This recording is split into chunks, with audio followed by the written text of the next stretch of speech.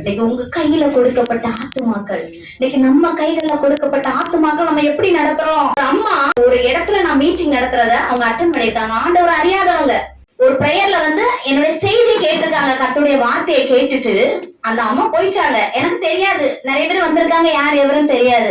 இல்ல, நான் மதுரையில நடந்தது சொல்றேன். கரெக்ட். அந்த அம்மா என் இடத்துல ஒரு நாள் அம்மா அப்படின்னு சொல்லி கூப்பிட்டாங்க. நான் திரும்பி பார்த்தேன். அப்ப அந்த அம்மா என்கிட்ட சொன்ன ஒரு காரியம், ஒரு இடத்துல செய்தி கொடுத்தீங்களா, அப்ப நான் வந்திருந்தோம் அந்த இடத்துக்கு. அப்படியாம்மா நான் கேட்டேன். நான் எனக்கு தெரியல, பாத்துக்கோங்க, நிறைய பேர் வந்திருப்பாங்களா எனக்கு தெரியல. அப்ப அந்த அம்மா சொன்னாங்க, எங்க வீட்டுக்கு நீங்க வாங்கம்மான்னு சொல்லி அந்த வீடு எங்க இருக்குன்னு உள்ளது அதுல இருந்து எனக்கு காண்பித்து கொடுத்தாங்க. நான் உங்க வீட்டுக்கு வர்றேம்மா வருவான்னு சொல்லிட்டு நான் வந்துட்டேன். சொன்னது ஆண்டவர் அறியாத ஒரு அம்மா சொல்லிட்டு நான் வந்துட்டேன். ஆனா நான் அதை மறந்துட்டேன்.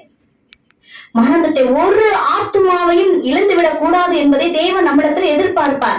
நான் வந்துட்டு கொஞ்ச நாட்கள் நீங்களே ஒரு 2-3 மாதங்கள் நான் எங்கேயுமே வெளியில ஊழியங்களுக்கு புறப்பட்டு போகல, உட்கார்ந்துட்டேன். அப்ப நான் ஒரு நாள் ஆண்டவர் சமூகத்துல உட்கார்ந்து செபித்துக் கொண்டிருக்கும் போது தேவன் எனக்கு அதை வெளிப்படுத்துகிறார்.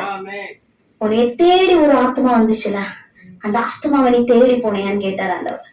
என்கிட்ட ஆண்டவர் வெளிப்படுத்தினார். ஒரு அம்மா எங்கிட்ட ஜெபிக்க சொன்னாங்க, எங்க வீட்டுக்கு வாங்கமான அன்பா வருந்தி அழைச்சாங்க. நான் மறந்துட்டேன். அன்றைக்கு நான் போறேன் ஆண்டவரேன்னு சொன்னேன்.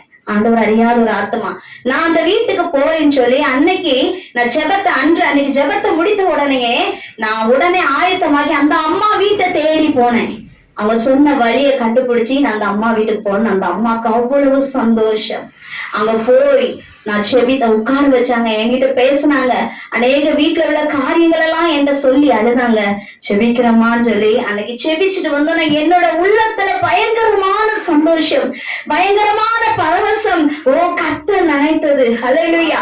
தேவன் எல்லாம் போக சொன்னார்லா, நான் மறந்துட்டேனே. இன்னைக்கு போகலன்னா அவங்க எவ்வளவு வேதனைக்குள்ள ஆயிருப்பாங்கன்னு.